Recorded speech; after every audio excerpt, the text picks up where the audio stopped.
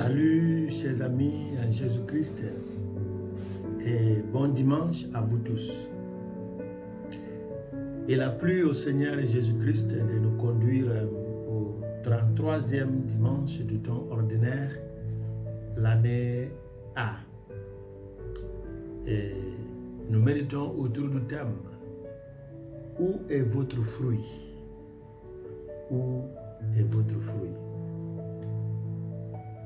Nous méditons autour du livre des Proverbes au chapitre 31, versets 10 à 13, 19 à 20, 30 à 31.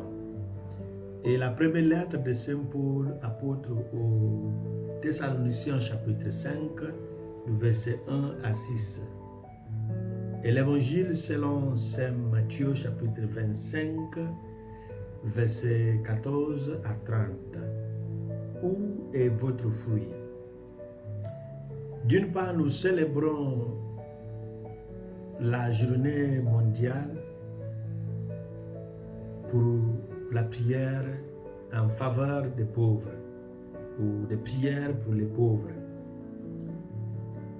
Instituée et invitée par le pape François en ce jour du 19 novembre 2023, comme chaque 33e dimanche de temps ordinaire, habituellement au mois de novembre, depuis l'année 2017, l'année à laquelle elle a été instituée. L'Église universelle nous invite à avoir une pensée dans la prière et le partage en faveur des pauvres qui sont nos frères et sœurs en humanité. Le message du pape à l'égard des pauvres peut être résumé par le thème de cette année. Ne détourne ton visage d'aucun pauvre. Ne détourne ton visage d'aucun pauvre. Ne détourne ton visage d'aucun pauvre, tiré du livre de Tobie au chapitre 4, verset 7. Et le thème de la Journée mondiale des pauvres 2023. Le pape commence son message pour la journée en soulignant qu'un grand fleuve de pauvreté traverse nos villes et se gonfle jusqu'à déborder. Il semble nous submerger. Et continuons en disant que tant sont grands les besoins de nos frères et sœurs qui implorent notre aide, notre soutien et notre solidarité. Je crois qu'aujourd'hui n'est pas simplement une invitation à la prière, mais à l'acte concret pour aider quelqu'un qui est dans le besoin. Où est ton fruit? Où est votre fruit? La mise en valeur des dons reçus est un signe de gratitude qui pourra ouvrir une porte pour des dons supérieurs. Toute forme de comportement contraire à ce standard décrivent l'homme comme ingrat, comme égoïste, comme insouciant, comme indifférent, comme moribond, voire insensé. Il y a des formes de dons reçus de Dieu qui exigent des actes correspondant aux dons reçus. Si nous avons reçu le don de la vie et le don de Jésus-Christ, selon Jean 3, verset 16, les actes correspondants deviennent l'amour de Dieu et de ses commandements et l'amour de nos proches. Si nous avons reçu le don du Saint-Esprit, les actes correspondants deviennent la collaboration afin de porter des fruits du Saint-Esprit. Si nous avons reçu le don de la foi, c'est de développer le sens d'une vie modélée sur les vertus théologales, la foi, l'espérance et la charité. Et si nous avons reçu le don de la position, de positionnement ou le poste dans la société, les actes correspondants deviennent le service et l'épanouissement de tous à travers la disponibilité, l'accessibilité et l'écoute. Au cas où nous avons reçu le don des opportunités comme l'intelligence, la richesse, une bonne santé, la force physique, la beauté, les actes correspondants peuvent être de venir en aide à ceux qui sont démunis en intelligence, démunis en richesse, prendre soin des malades, supporter les faibles, donner un sens d'appartenance aux personnes que nous jugeons être vilaines. Mais si nous avons reçu le don, parce que je l'appelle le don, des épreuves, c'est de garder l'espoir et la foi à travers les fruits de la patience et de la maîtrise de soi. Agir conformément aux exigences des dons reçus, c'est mettre en valeur ces dons et d'être en mesure d'atteindre les objectifs visés par le don. Car aucune chose n'arrive par hasard. En lisant les lectures d'aujourd'hui, en particulier l'Évangile, j'ai formulé un sous-thème. Donner selon les capacités. D'où vient l'improductivité? Aucun enfant de Dieu n'est privé des dons de Dieu, nous dit Saint Paul dans sa première lettre aux Corinthiens. Si cela reste valable, nous pouvons dire que l'improductivité, c'est le résultat des choses suivantes.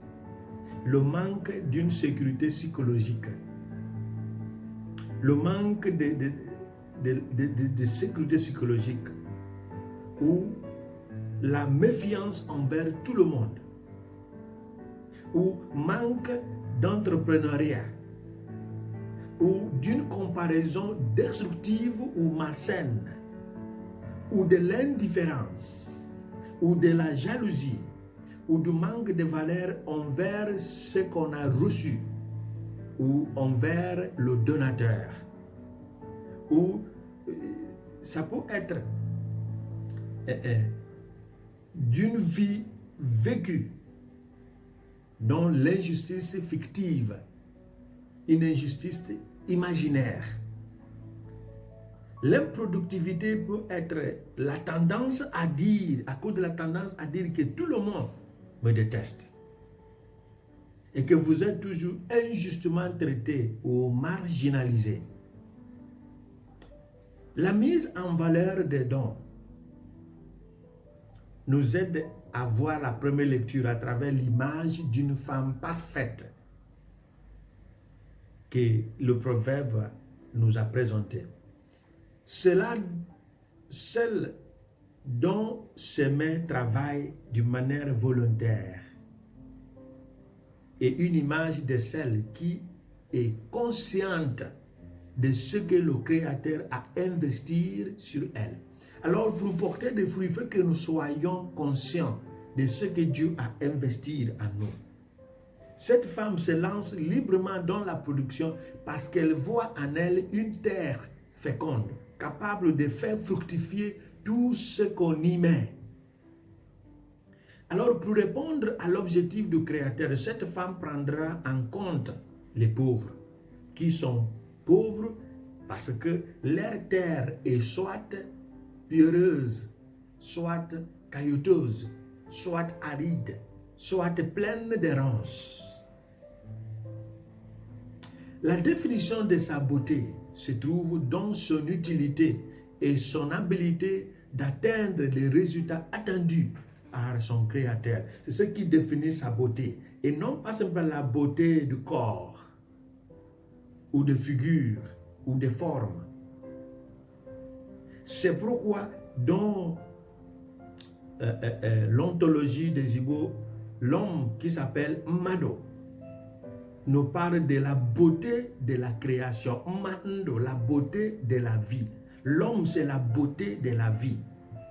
Donc l'homme qui n'est pas productif a insulté la vie. Parce que Dieu qui t'a donné la vie, t'a tout donné et t'a outillé pour travailler. Prêt pour le contrôle de Dieu. Maintenant, nous aide à coudre notre réflexion autour de notre thème. Où est votre fruit? Prêt pour le contrôle de Dieu. L'auto-évaluation nous est nécessaire pour améliorer notre état de vie. Notre compétence, parce que, comme nous le savons, elle nous met face à nos défauts, à nos faiblesses, à nos compétences, à nos capacités, et elle nous pousse à aller vers ceux qui détiennent la formation nécessaire dont nous avons besoin.